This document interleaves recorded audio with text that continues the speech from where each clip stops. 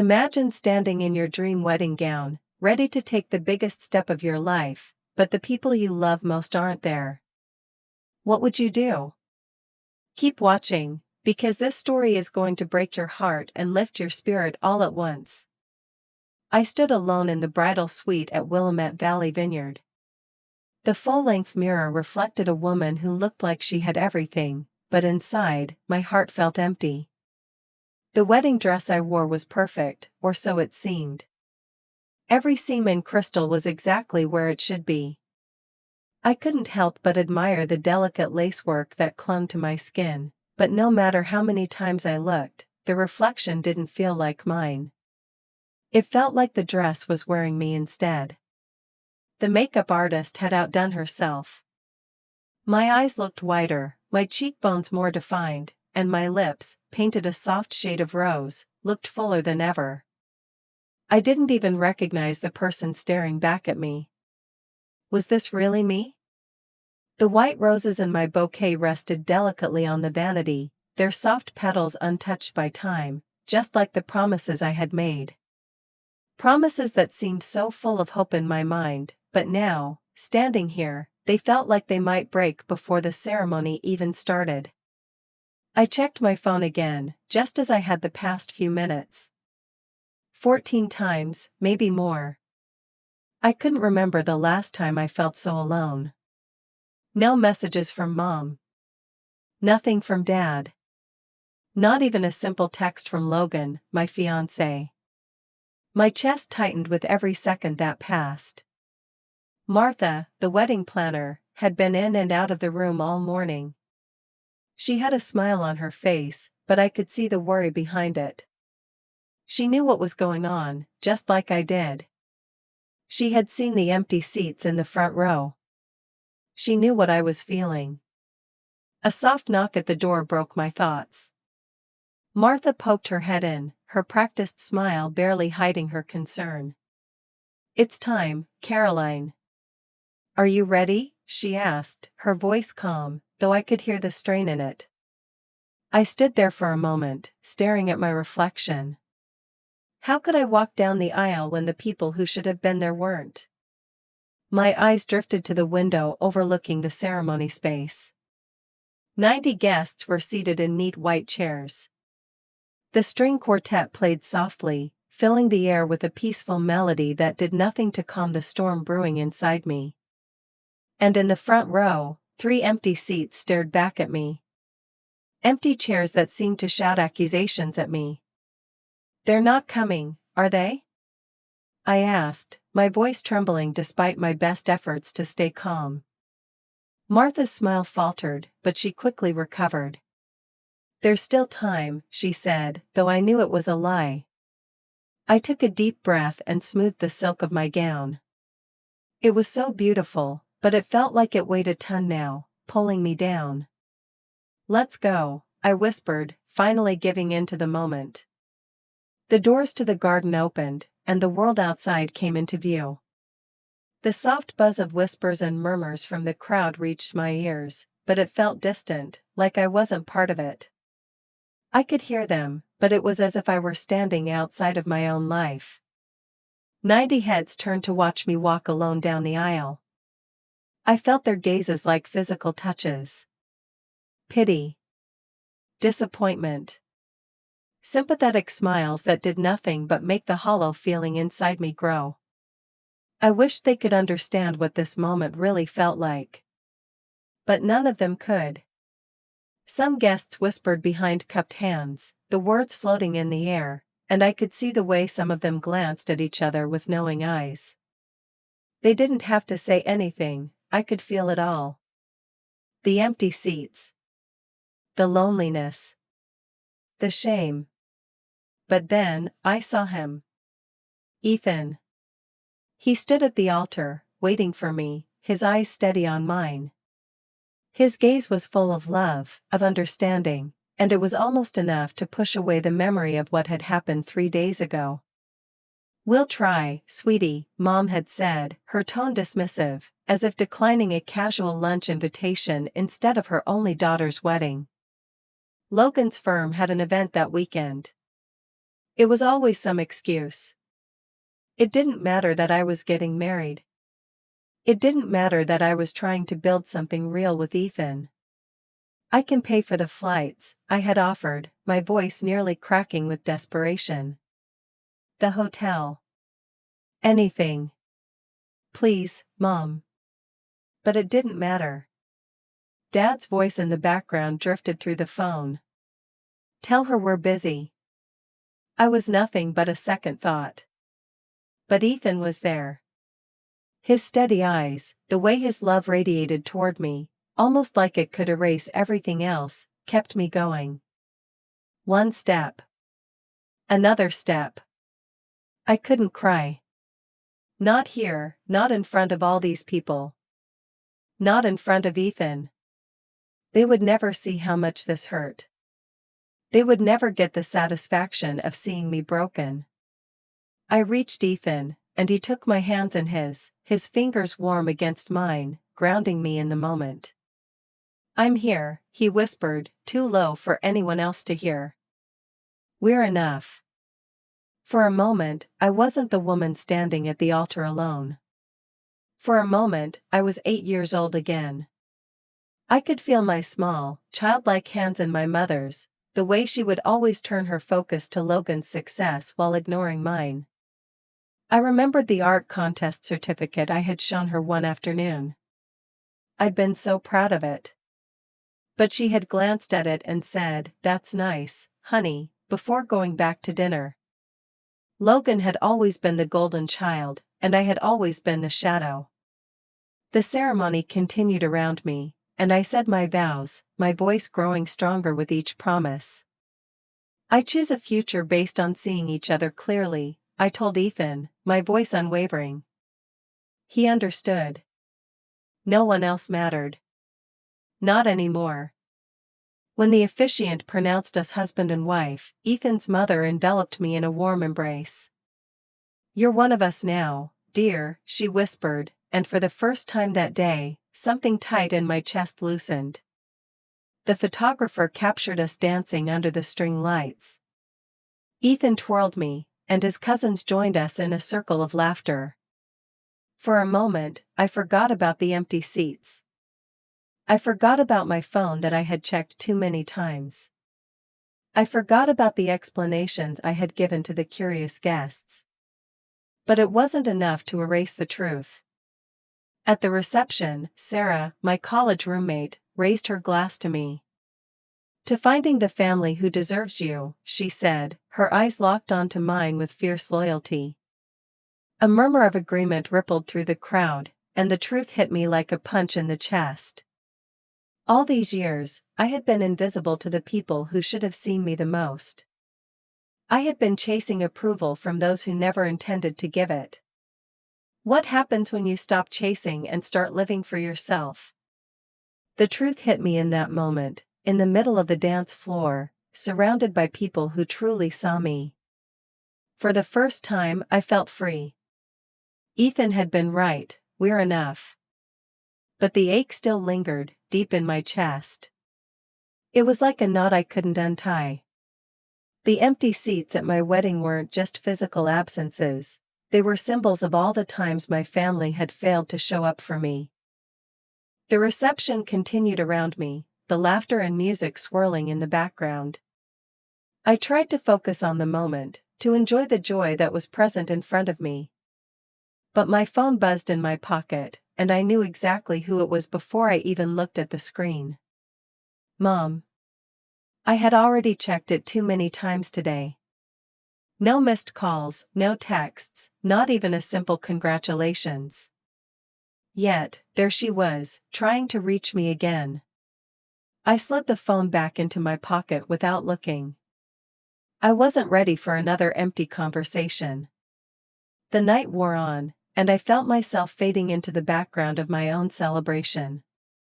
I caught snippets of conversations, overheard whispers, and watched as people offered their best wishes to Ethan and me. But deep down, I knew I wasn't really part of this world they were building for me. Ethan noticed my mood shift. He always did. "Everything okay?" he asked, pulling me close as the music slowed. I nodded, forcing a smile.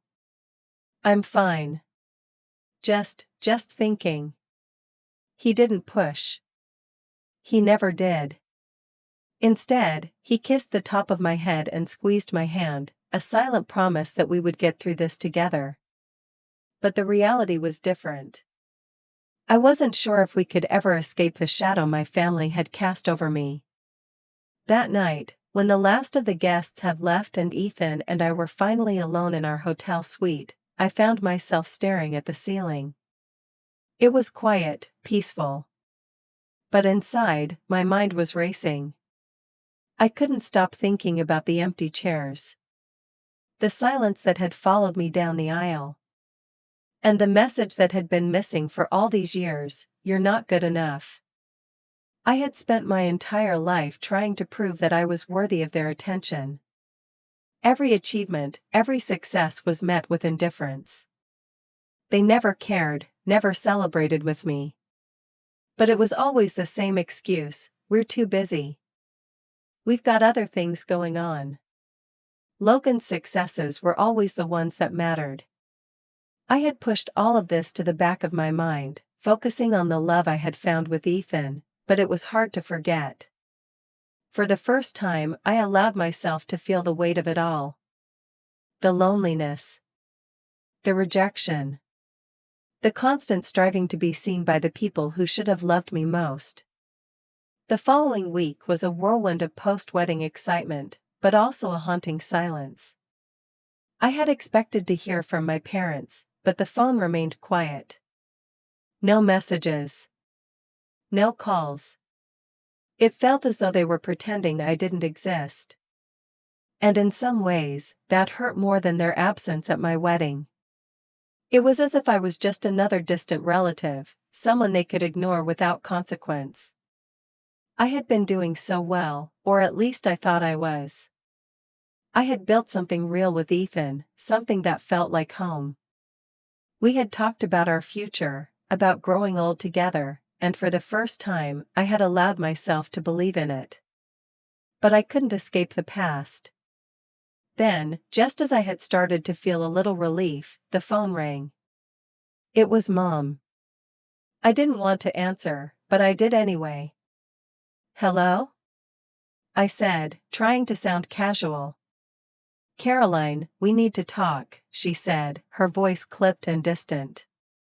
I took a deep breath. "About what?"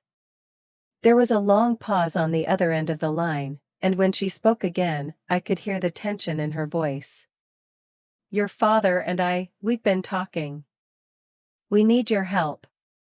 I felt a knot form in my stomach. I had heard this before. "Help? What do you mean?" "It's about Logan," she said, her voice softening. He's in trouble, Caroline. We need you to help him." I closed my eyes. I had known this moment was coming. It always did. Whenever Logan needed something, I was expected to drop everything. But this time, I didn't know if I could. 2 years passed, and I found myself standing at the threshold of a life I had built without them. The $21 million acquisition of Crescent Motion Studio had validated everything I had worked for. I had spent the past 5 years building this company from the ground up, and now it was mine. I sat in my office, surrounded by my team, my colleagues, and the people who believed in me. We had just signed the final papers. Jen, my creative director, raised her glass. To Caroline. The woman who built something from nothing, despite what others might have thought. I smiled, clinking glasses with my team. But as the celebrations continued, I couldn't escape the feeling that something was missing. My phone buzzed again. It was from Mom. It had been 3 days since I had posted the photo of my new car, a Porsche Taycan metallic gray, on Instagram. It was extravagant, unnecessary, and exactly what I wanted.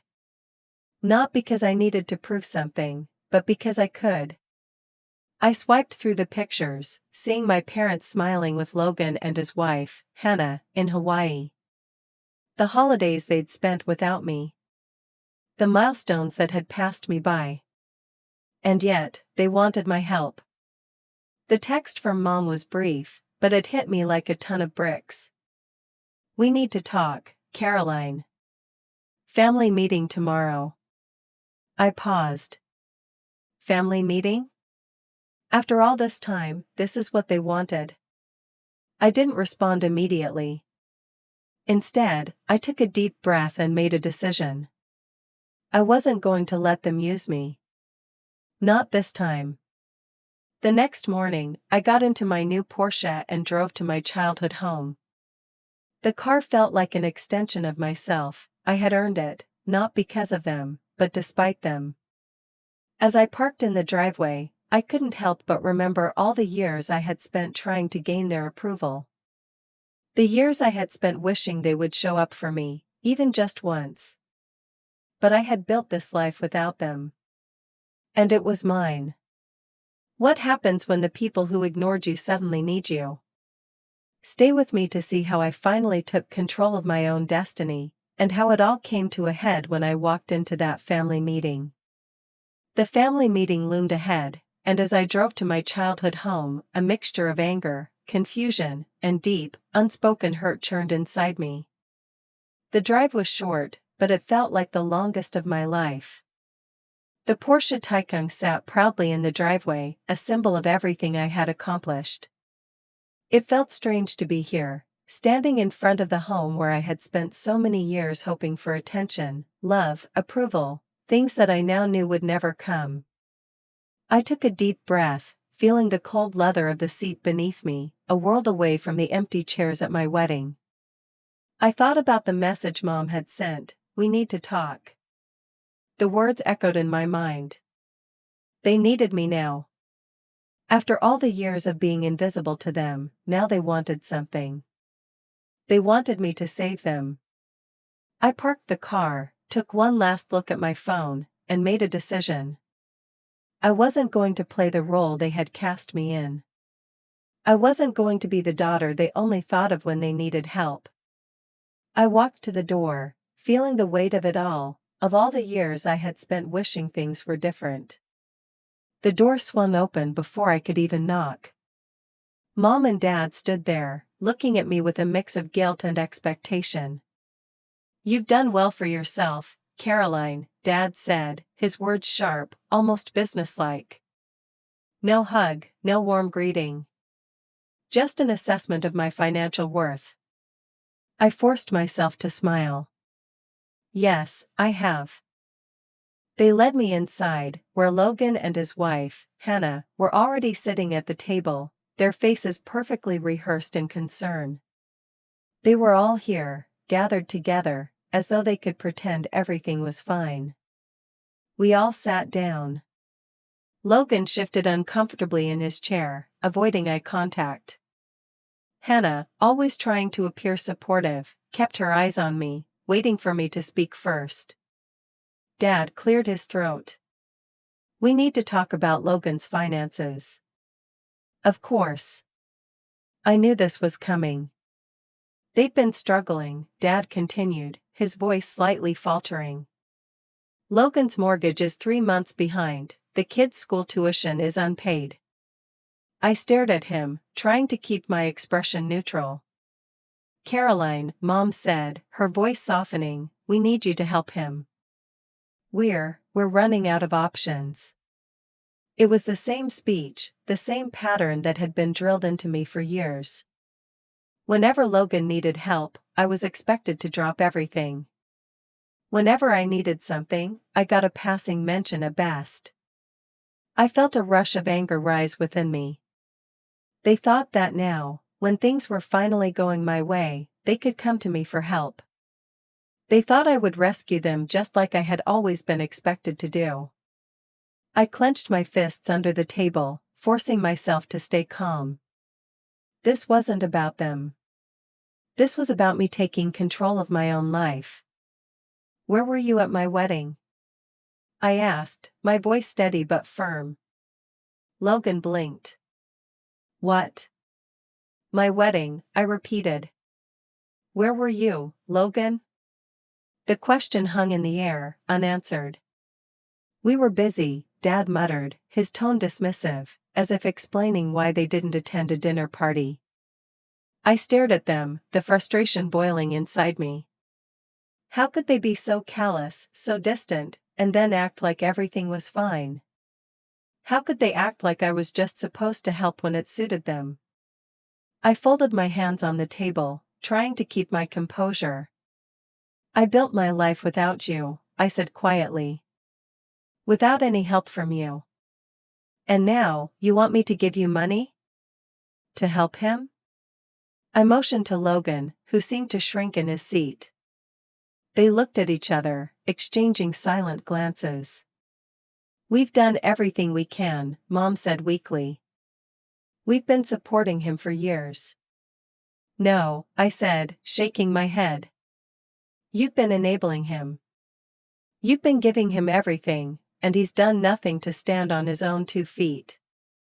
My voice was calm, but the anger was still there, bubbling beneath the surface. I paused, letting the silence hang heavy in the air. I could see Logan starting to shift in his seat, uncomfortable with where this conversation was headed. You need me now, I said, looking directly at them. But I'm not going to save you. They didn't expect that answer. They thought I would cave, that I would step in and take care of everything as I always had. But not anymore. I stood up, feeling the weight of the decision settle into my chest. I was finally doing what I had always been too afraid to do, setting boundaries. I reached into my briefcase and pulled out a single document, sliding it across the table. This is the announcement for the Rivera Media Scholarship Foundation, I said. $16 million, all dedicated to helping young women in digital media. It's legally protected in a foundation trust, and it's already been approved. Their eyes widened, but they didn't say anything. This, I continued, is my legacy. Not your financial mess. Not Logan's failures. I'm not going to be a safety net for people who never showed up for me when I needed them. I stood there, watching as the words sunk in. The silence in the room was deafening. They had expected me to save them, but instead, I had created something real. Something meaningful. I'm helping the girls who never got the recognition I didn't get, I said, my voice growing stronger. This is what family means to me. Not enabling, not guilt trips, not you trying to control me. I stood up, grabbed my briefcase, and turned toward the door. They didn't say a word as I walked out. The next few weeks were a blur of business meetings, foundation work, and the constant reminders of how different my life had become. I felt lighter, but also disconnected from everything that had once mattered to me. The foundation began to take off, and the media coverage was exactly what I had hoped for. Young women started reaching out, asking about the scholarship, about the opportunities they never thought they would have. It was real. It was mine. And yet, as my success grew, so did the pressure from my family. Logan started contacting my business associates, trying to make a case for himself. Dad and Mom tried to get in touch, but I had made it clear, I was done. The last straw came when Logan tried to get my investors to back him, but they refused. They wouldn't touch his financial mess. The tables had turned. And I was no longer the one who needed saving. It was time for me to focus on the people who truly believed in me. And that didn't include my family. The last few months had been a whirlwind of press releases, foundation meetings, and interviews. My life had taken a turn that I hadn't expected, but it felt right. The weight of my family's expectations had finally lifted, and for the first time I could breathe. The Rivera Media Scholarship Foundation was officially up and running, and it was thriving. We had already received hundreds of applications from young women who were passionate about media and digital arts. They were the future I had always dreamed of, the future I had wanted to build for myself but was too busy trying to gain approval to see. It was like a dream. But the phone calls and texts from my parents, my brother, and his wife never stopped. I had blocked their numbers for a while, but it seemed they always found a way to get through. Logan had even started contacting my investors directly, trying to get me to help him. But each time, I stood firm. I wasn't going to be manipulated anymore. At the same time, the success of Crescent Motion Studios' acquisition had given me more freedom than I'd ever known. I could make the choices I wanted without worrying about what others thought. I had built this life without them. I was sitting in my office one afternoon when Naomi Blake, one of my earliest investors, called. "You're making waves, Caroline," she said, her voice always calm and composed. "The press coverage is incredible. The Scholarship Foundation is going to change lives." "Thank you, Naomi. It feels surreal, to be honest," I replied, a smile tugging at my lips. "It should. You've earned it. But remember, this isn't just about the foundation. It's about everything you've done. The studio. Your acquisitions. Your growth. You've been more than successful. You've built something meaningful." I leaned back in my chair, thinking about the past few years. I had sacrificed so much, not just to build my business, but to prove to people who never believed in me that I could do it. And now, I didn't have to prove anything to anyone. The foundation was my way of giving back, but it was also my way of making up for the years of neglect I had experienced. Later that day, I reviewed applications from several scholarship candidates. Maya Harrison's application had stood out. She was a 17-year-old filmmaker from a small town who had created a stunning documentary about the lives of women in her community. It reminded me of myself at her age, chasing something bigger, trying to be seen, heard, and valued. I had already made my decision. Maya would be the first recipient of the Rivera Media Scholarship. The phone rang again. I wasn't surprised to see it was Logan. I had ignored his last few calls, but today, something was different. I hesitated for a moment before answering. "Caroline," Logan's voice came through, a little shakier than usual. "I need to talk to you. It's important." I sighed. "I don't think we have anything left to talk about, Logan." "I know you're upset," he said, his voice a little quieter. "But I'm not asking for money. I'm asking for help. From you. You're the only one who can fix this." "Fix what?" I asked, my tone sharp. "I'm in trouble.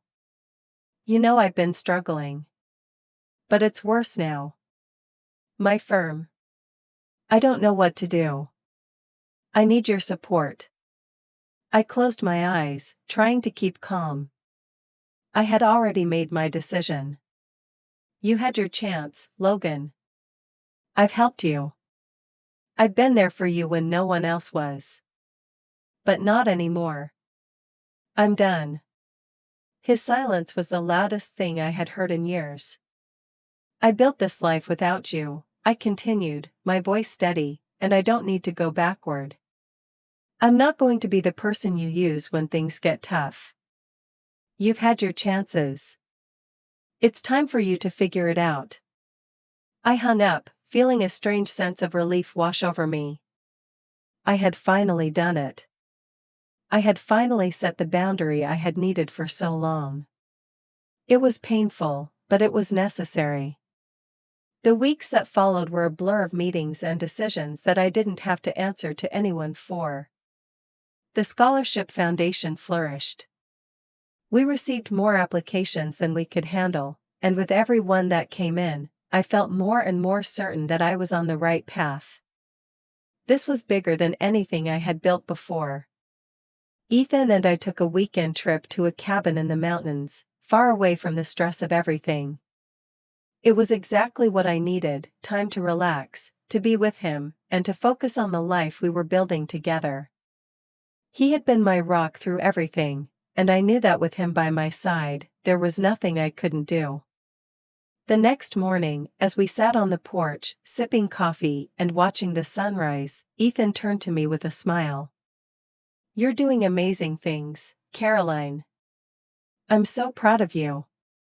His words meant more than anything my family had ever said to me. "Thanks, Ethan," I said, my heart full. I finally feel like I'm doing something that matters. For me.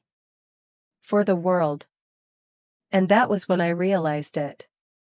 I had stopped looking for approval from my family, and now I was living for myself. I wasn't living to earn their praise or their attention. I was living for me. I had taken the pain, the rejection, the loneliness, and turned it into something beautiful. The foundation wasn't just a way to give back, it was a testament to everything I had built, everything I had survived, and everything I would continue to accomplish. I returned home from the trip to find an email from the Portland Business Journal. They wanted to interview me about the success of the foundation and the impact it was having. I agreed, of course. The foundation was becoming a symbol of something bigger than just me. It was becoming a movement. The interview went smoothly, and as the reporter asked about my past and how I had come to build such a successful career, I felt a sense of calm wash over me. "I've had to let go of a lot," I said. "But in doing so, I've created something that will last. This foundation is my legacy, and it's built on my own terms. Not anyone else's." The reporter smiled. "That's inspiring. You've proven that family doesn't always have to be the ones who raised you. Family is who supports you, who lifts you up when you need it most." I couldn't have said it better myself. The interview was a hit. The article was published the following week, and it brought more attention to the foundation than I ever could have imagined. People started reaching out to support it, offering donations and mentorship opportunities. The ripple effect of my decision to choose myself had begun. The next few months were a blur of success and fulfillment. Maya Harrison, the first scholarship recipient, thrived under the mentorship we provided. She became an incredible filmmaker, and I watched her documentary on women's rights with tears in my eyes. She had become everything I had hoped for when I started this journey. And as I stood on the stage at the Portland Arts Center, accepting the Community Leadership Award for my work with the foundation, I realized that my life had come full circle. I was finally where I was supposed to be. The applause that echoed through the room wasn't for the success of my business or my acquisitions, it was for the work I had done to make the world a better place. It was for the lives I had touched, for the women who would follow in my footsteps, for the girls who would now have the opportunities they deserved. And when I looked around, I saw the people who had truly supported me. Ethan, my team, Naomi, the scholarship recipients. My chosen family. The spotlight didn't feel so heavy anymore. I had created a life where I didn't need to chase approval from anyone. I had built something real. This is what family means to me, not the people who show up when it's convenient, but the ones who show up when it matters. This is my story. And it's only just beginning. And that's the story of how I finally learned to choose myself, to create a life that was mine, not defined by anyone else's approval. It's amazing how letting go of what weighs you down opens up a whole new world of possibilities. I built my own family, one that celebrates my worth, and now, I'm passing that strength on to others. But the journey doesn't end here. For every door closed by those who never truly saw me, countless new opportunities opened. And this is just the beginning of a legacy I'm proud of. If you've enjoyed this story, And if it's inspired you to start living for yourself and building something meaningful, hit that like button below. Your support means the world to me.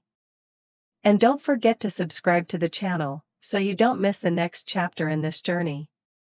Share your thoughts with me in the comments. I'd love to hear how you found your strength and built your own legacy.